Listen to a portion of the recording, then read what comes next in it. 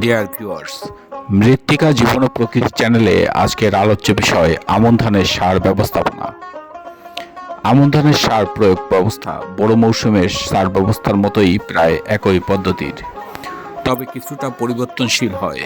যেমন আমন মৌসুমে ইউরিয়া সারের ব্যবহার কম করতে হয়। এক্ষেত্রে ইউরিয়া সার ব্যতীত অন্যান্য সার শেষ চাষের সময় জমিতে প্রয়োগ করতে হবে। জমিতে চারা রোপণের 12 থেকে 15 দিন পর প্রথমবার জমিতে ইউরিয়া সার অতিরিক্ত প্রয়োগ করতে হবে।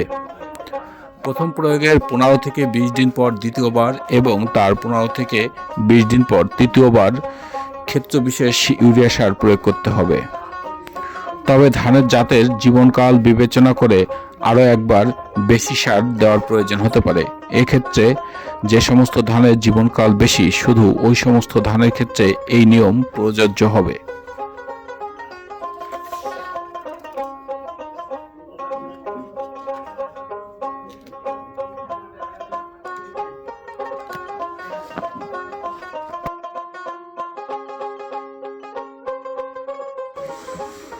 জমির প্রকৃতি যদি অতি নিম্নমানের হয়, তাহলে 3 কিস্তিতে জমি তৈরির সময় প্রথম কিস্তি দেওয়ার প্রয়োজন হবে এবং প্রতিবার ইউরিয়া সার ছিটিয়ে প্রয়োগ করতে হবে।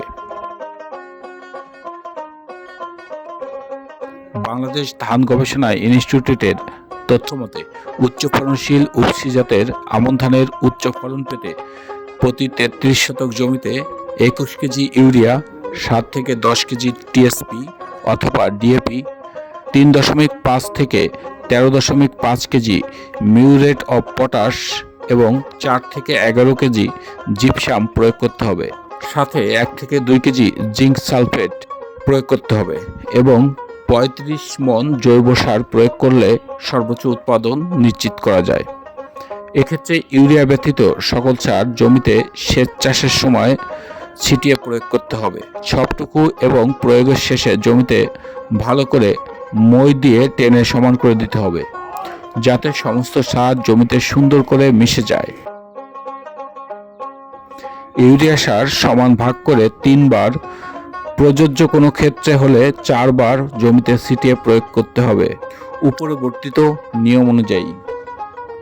মনে রাখতে হবে, এসব সার প্রয়োগের পরও অনেক সময় অতিরিক্ত সার প্রয়োগ হতে পারে। জমির প্রকৃতির উপরে এই অতিরিক্ত সার প্রয়োগ করার প্রয়োজন হতে পারে।